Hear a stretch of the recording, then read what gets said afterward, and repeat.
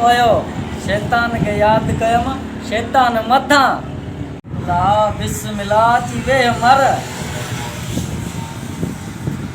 अरे दे आलो वाल दे आगे तत्तो क्यों छो तो वारी खुदकश जैकेट कादे वई।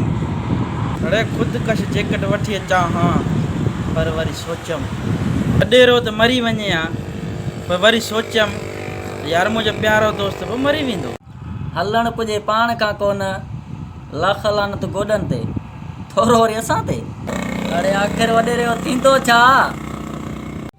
अड़े वॾेरे जा कम लाहे आयो आहियां वॾेरो तबाह कमदार बि तबाह। अड़े कुआ मार विझी आया छा भत में। कुए मार तबाह। अड़े हितां वियो आहियां ॾाॾे वारी बंदूक खईंदमि हिकु नाली 30-40 कारतूस खयमि विधमि पाचको कयमि फुल। अड़े 8-10 कारतूस हिकिड़ी नाली में विधमि। 8-10 कारतूस हिकिड़ी नाली में ये पिया कीअं।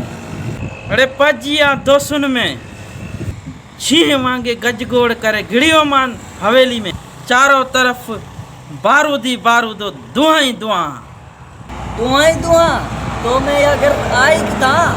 बस गैरत अची वई जीअं गैरत वेंदी आहे ईअं गैरत ईंदी आहे। आख़िर पोइ थियो छा। कमदार वञी अन जी गुंदी में लिकियो ऐं वॾेरो मुंहिंजे पेरनि ते मूंखे चई माफ़ कर। मां चयो माफ़ी कोन मिलंदी तो जहिड़े ज़ालिम। वाह अनु वाह रिकॉर्ड ॿिहारे छॾी।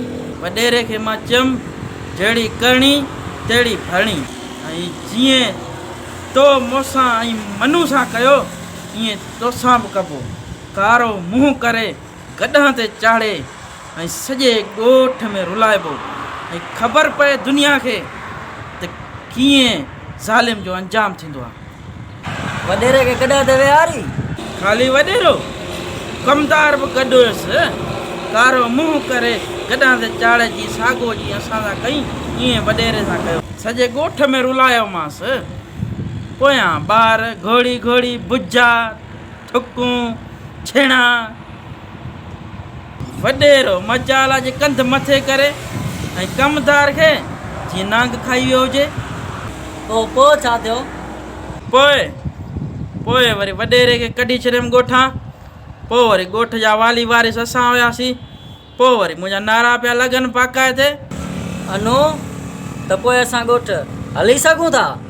ॻोठ हलणो दे आल वॾेरो मरी वियो आहे छा।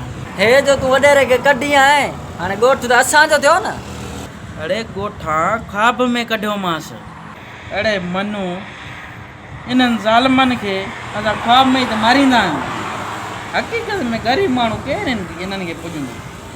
हू असांखे ज़ुबान सां गारियूं ॾींदा आहिनि असां उन्हनि खे दिलि में गारियूं ॾींदा आहियूं। हू असांखे मुंहं में मोचड़ा हणंदा आहिनि असां उन्हनि खे ख़्वाब में त मोचड़ा हणंदा आहियूं। अड़े मनू अहिड़े फिरोननि खे अलाह मारे पुछंदनि असांजी नियत आहे।